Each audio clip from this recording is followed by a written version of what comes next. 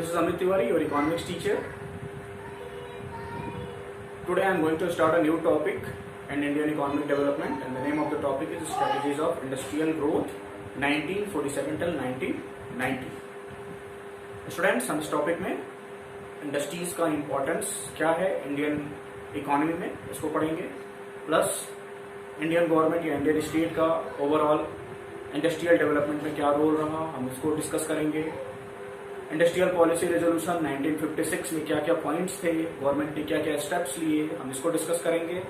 Plus हम small scale industries का industrial development में क्या रोल था उसको डिस्कस करेंगे, और लार्ज स्केल इंडस्ट्रीज ने इंडस्ट्रियल ग्रोथ में क्या रोल निभाया हम इसको भी डिस्कस करेंगे। साथ ही साथ हम इंडस्ट्रियलाइजेशन में जो मेरिट्स और डिमेरिट्स थे इसको भी डिस्कस करेंगे। पर्टिकुलरली इस वीडियो लेक्चर में हम दो टॉपिक को कवर करेंगे। पहला टॉपिक होगा हमारा इंपॉर्टेंस ऑफ इंडस्ट्रीज एंड दूसरा टॉपिक होगा roles of government in industrial development of India. So let us start the first topic. Students, first topic start करने से पहले थोड़ा सा हम बैकग्राउंड को देखेंगे। 1947 में जब हमें इंडिपेंडेंस मिली, जब हम फ्री हुए, उस टाइम हमें जो इकोनॉमी हमारे हाथ में आई वो बिल्कुल स्टैग्नेंट थी। जो जीडीपी ग्रोथ था वो बिल्कुल स्टैग्नेंट था। जो मेजर रोल था जिस सेक्टर का ओवरऑल जीडीपी में वो एग्रीकल्चर सेक्टर का था, और एग्रीकल्चर सेक्टर से जो भी आउटपुट जनरेट होता था वो बस इतना ही होता था कि हम अपने लाइफ को सस्टेन कर सकें। तो at that particular point of time the policy makers had to take important steps just to initialize or just to give some pace to the industrial development of India. So let us start the first topic. The first topic is importance of industries. And this topic, the first point is rapid growth of income. Industries provides a rapid growth and per capita income. The productivity of industries is much higher than the productivity of agriculture.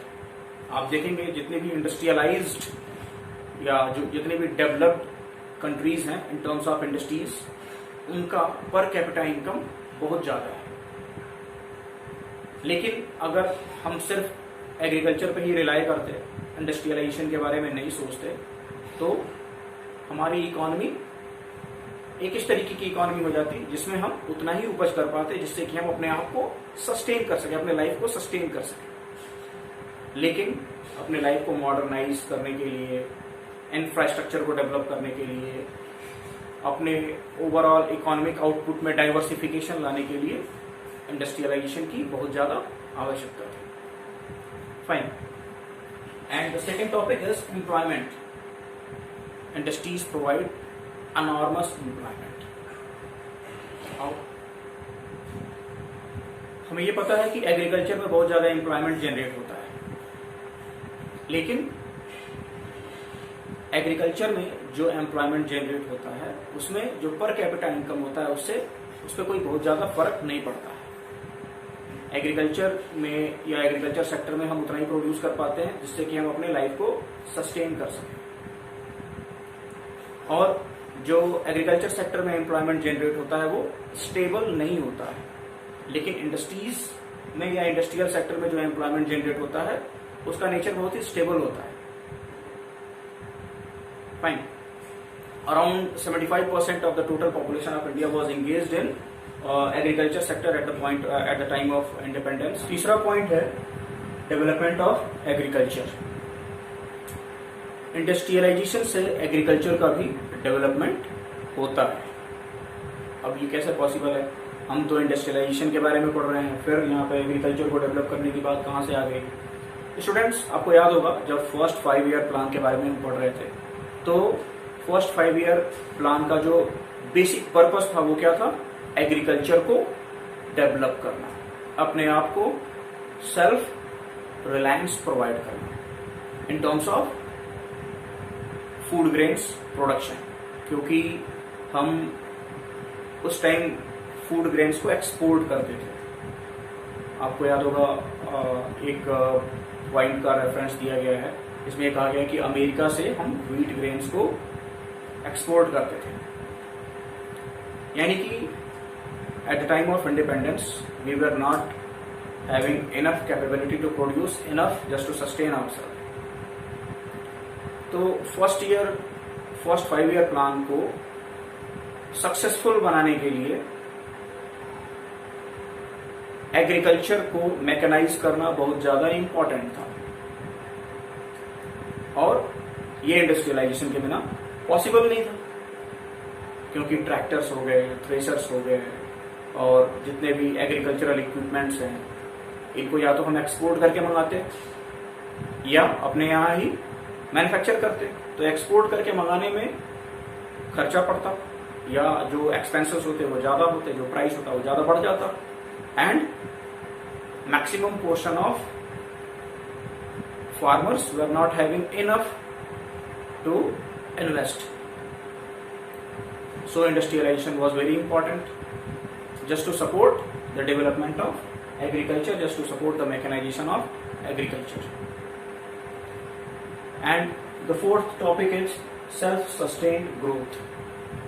Industrialization also provides self-sustained growth. इसका क्या मतलब है? जैसे मैंने अभी आपको example दिया कि इंडस्ट्रियल एग्रीकल्चरल ग्रोथ के लिए हमें एग्रीकल्चरल सेक्टर को मैकेनाइज करने की आवश्यकता थी। ठीक, तो मैकेनाइज करने के लिए हमें मशीनरी की आवश्यकता थी जो कि एग्रीकल्चर सेक्टर में आवश्यक होते हैं।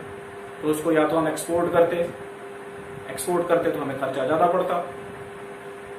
तो इस वजह से अगर हम अपने यहाँ ही इंडस्ट्रियलाइजेशन स्टार्ट करते और उन सारी चीजों को अपने यहाँ ही मैन्युफैक्चर करना स्टार्ट कर देते तो हमारा जो डिपेंडेंस था एक्सपोर्ट पे या अदर कंट्रीज पे इन सारी चीजों के लिए वो खत्म हो जाता। यानी कि जो ग्रोथ प्रोसेस होता वो सेल्फ सस्टेन्ड ग्रोथ प्रोसेस होता। तो industrialisation also provided self sustained growth. The next topic is infrastructural growth. जाहिर सी बात है, जब इंडस्ट्रीज ग्रो करती हैं तो इंडस्ट्रीज को अपने day to day manufacturing process के लिए रॉ मटेरियल्स की जरूरत पड़ती है। रॉ मटेरियल्स जब फिनिश्ड गुड में कन्वर्ट होता है तो उसको उसके डिस्ट्रीब्यूशन की जरूरत पड़ती है। अब कोई इंडस्ट्री कहीं पे स्टेब्लिश है, उसका रॉ मटेरियल 300-400 किलोमीटर की दूरी से आता है, तो उसके लिए हमें रोड चाहिए, हमें ऐसा प्रोविजन चाहिए जिससे कि उतनी दूरी से मैन्युफैक्चरिंग पॉइंट तक वो रॉ मटेरियल पहुंच सके। इसके लिए इंफ्रास्ट्रक्चरल डेवलपमेंट बहुत ज्यादा जरूरी था। Road and transport, network of railways, fine. और वैसे ही फिनिश्ड गुड एक बार बन जाने के बाद उसके डिस्ट्रीब्यूशन की बात आती, तो डिस्ट्रीब्यूशन के लिए भी हमें रोड एंड ट्रांसपोर्ट की जरूरत थी। हमें अपने मैन्युफैक्चरिंग यूनिट को चलाने के लिए इलेक्ट्रिसिटी की भी आवश्यकता थी, हमें कोल की आवश्यकता थी। तो इन सबको मैन्युफैक्चरिंग पॉइंट तक अवेलेबल कराने के लिए रोड एंड ट्रांसपोर्ट की आवश्यकता थी, रेलवे नेटवर्क्स की आवश्यकता थी। तो इसके लिए हमें एक बेटर इंफ्रास्ट्रक्चर की जरूरत पड़ी, जो कि इंडस्ट्रियलाइजेशन की वजह से पॉसिबल हो सका। And the sixth topic is growth of societies. जहां पे इंडस्ट्रीज स्टेब्लिश होती हैं वहां पे मल्टी कल्चरल सोसाइटी का डेवलपमेंट होता है। एक छोटा सा एग्जांपल आपको दूंगा। मोदी नगर का नाम आप लोगों ने सुना होगा, it's very near to Ghaziabad. Modi Nagar was established by Rai Bahadur Gujjarmal Modi in 1933. He was the founder of Modi Industries, and where the Modi Industries was found, around that particular area, a new city named as Modi Nagar was established. So, industry is also supporting the establishment of or in the growth of societies. And the last topic is contribution in GDP. See, at the time of independence, agriculture was having maximum contribution in GDP. आप इस table को देख सकते हैं। इस table में agriculture का जो टोटल जीडीपी में कंट्रीब्यूशन था 1950-51 में वो 59% था, और 1991 में ये जो परसेंटेज था वो घट के 34.9% हो गया। वैसे ही इंडस्ट्रीज का जो टोटल कंट्रीब्यूशन था जीडीपी में 50-51 में वो 13% था, जो बढ़ के 24.6% हो गया। और सर्विस सेक्टर का, या आप कह सकते हैं सर्विस इंडस्ट्रीज का, टोटल कंट्रीब्यूशन 1950-51 में 28% था, जो कि बढ़ के 1990-91 में 40.5% हो गया। तो इंडिपेंडेंस के टाइम एग्रीकल्चर का मैक्सिमम कंट्रीब्यूशन था जीडीपी में। तो within this period means from 51 to 1990 कुछ तो ऐसे चेंजेस हुए होंगे जिसकी वजह से this total percentage reduce to 34.9% and the percentage of industrial contribution in GDP raised to 24.6%. So this is indicating towards the rapid industrial growth in India. This had happened just because of the rapid industrial growth in India. और इससे क्या हमें पता चलता है कि industries का GDP में कंट्रीब्यूशन होता है। इस टेबल से ये बात पता चल रही है कि जो इकोनॉमी थी वो अब शिफ्ट कर रही थी किधर की तरफ, इंडस्ट्रीज की तरफ। जो इंडस्ट्रीज थी वो इकोनॉमिक रिसोर्सेस को अब एब्जॉर्ब कर रही थी, यानी कि इंडस्ट्रियलाइजेशन ग्रो कर रहा था इंडिया में। और इसकी वजह से जो टोटल कंट्रीब्यूशन था ओवरऑल जीडीपी में वो इंडस्ट्रीज का 13 से 24.6% हो गया, यानी कि बढ़ गया। The next topic which we will discuss is public and private sector in industrial development or the role of state in the overall industrial development of India. See, when we got independence or at the time of independence, the private sector were having lack of capital. They were not having enough capital to further invest in the economy. And the second point was that Indian consumers were not having enough income to generate the demand. तो दोनों चीजें साथ ही साथ चल रही थी।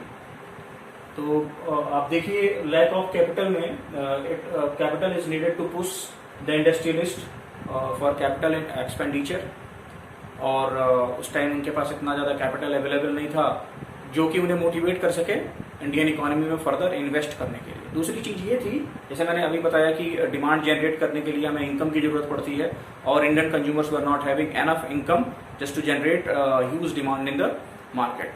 तो इस वजह से भी जो प्राइवेट इंडस्ट्रियलिस्ट थे, जैसे कि टाटा और बिरला थे उस टाइम, और भी बहुत सारे छोटे छोटे इंडस्ट्रियलिस्ट थे प्राइवेट सेक्टर में, वो बहुत ज्यादा मोटिवेट नहीं हो पा रहे थे इंडियन इकोनॉमी में इन्वेस्ट करने के लिए। ठीक है। The second point is low inducement to investment. जैसा कि मैंने अभी बताया, इनकम और डिमांड का जो कॉन्सेप्ट मैंने बताया कि if you are having low income in economy you won't generate higher demand, the demand will be low, and when the demand will be low, जब डिमांड लो होगा तो इन्वेस्टमेंट भी लो होगा। जब इन्वेस्टमेंट ही नहीं होगा तो एम्प्लॉयमेंट जनरेट नहीं होगा, और जब एम्प्लॉयमेंट जनरेट नहीं होगा तो इनकम भी बहुत ज्यादा लो होगा इकोनॉमी में। तो ये जो चेन है वो चलती रहती है। अगर लो इनकम है इकोनॉमी में, पर कैपिटा इनकम बहुत लो है, तो कंजम्पशन बहुत ज्यादा लो होगा, यानी कि डिमांड जनरेट नहीं होगी। जब डिमांड जनरेट नहीं होगी तो कोई भी इन्वेस्टमेंट करने के लिए तैयार नहीं होगा। जब कोई इन्वेस्टमेंट करने के लिए तैयार नहीं होगा तो एम्प्लॉयमेंट जनरेट नहीं होगी। जब एम्प्लॉयमेंट जनरेट नहीं होगी तो लोगों को इनकम नहीं होगा, पर कैपिटा इनकम बहुत ज्यादा घट जाएगा। और जो भी इंडस्ट्रियलिस्ट हैं, जो भी प्राइवेट सेक्टर में जो भी बड़े बड़े इंडस्ट्रियलिस्ट हैं, वो फर्दर इन्वेस्टमेंट नहीं करेंगे। तो इस चेन को कहीं ना कहीं हमें ब्रेक करना था। इस चेन को ब्रेक करने का काम गवर्नमेंट ने किया, और टोटल चार्ज को, इंडस्ट्रियल डेवलपमेंट के टोटल चार्ज को अपने हाथों में ले लिया। Indian government took the charge of industrial development of India, and the private sector were started playing a complementary role, और they were A support of Indian government in the industrialization process of India.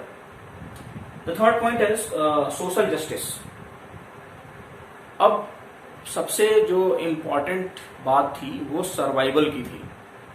जब हम आज़ाद हुए हमारे पास इतना भी नहीं production हो पाता था एग्रीकल्चर के थ्रू कि हम अपने आप को सस्टेन कर सकें, हमें बाहर से गेहूं मंगाना पड़ता था। तो जो फर्स्ट 5 ईयर प्लान था मैंने पहले ही आपको बताया कि उसमें जो मेन फोकस था वो किस पे था, एग्रीकल्चर सेक्टर पे था। जो सेकंड 5 ईयर प्लान आया उसमें हमने इंडस्ट्रियलाइजेशन के बारे में सोचना शुरू किया। तो एक और कारण था इंडियन गवर्नमेंट का प्राइवेट सेक्टर के हाथों में पूरी की पूरी इकोनॉमी न देने के पीछे, वो ये कारण था कि अगर हम पूरे के पूरे इकोनॉमी को या इकोनॉमी में जो भी इंडस्ट्रियलाइजेशन प्रोसेस है वो अगर हम प्राइवेट सेक्टर में या इंडियन गवर्नमेंट प्राइवेट सेक्टर में दे देती तो उसका खामियाजा ये होता कि प्राइवेट सेक्टर में जो भी इंडस्ट्रीज होती वो प्रॉफिट मैक्सिमाइजेशन के लिए काम करना शुरू कर देती। जैसा कि हमने पहले के चैप्टर में पढ़ा था कि जो कैपिटलिस्ट इकोनॉमी होती है जिसमें private sector prominent role play करता है, वहां पे सारी की सारी कंपनीज का या सारी की सारी इंडस्ट्रीज का जो मेन फोकस होता है वो प्रॉफिट मैक्सिमाइजेशन का होता है। तो फिर बात वहीं आके खत्म होती कि हम सरवाइव कैसे करें, क्योंकि इससे क्या होता है जो भी इंडस्ट्रीज होती प्राइवेट सेक्टर में वो प्रॉफिट मैक्सिमाइजेशन के बारे में सोचती, सिर्फ अपने फायदे के बारे में सोचती, वो सोशल जस्टिस के बारे में बिल्कुल भी नहीं सोचती। पूरी इकोनॉमी में इक्विटी का कॉन्सेप्ट या इक्विटेबल डिस्ट्रीब्यूशन का कॉन्सेप्ट नहीं आ पाता। तो just for social justice Indian government took the charge of industrialization in its own hand. The next topics like Industrial Policy Resolution 1956 and role of small and large scale industries in the industrial growth process of India we will discuss in our next video. And with this I am leaving you for today and we will meet in the next video. Thanks students.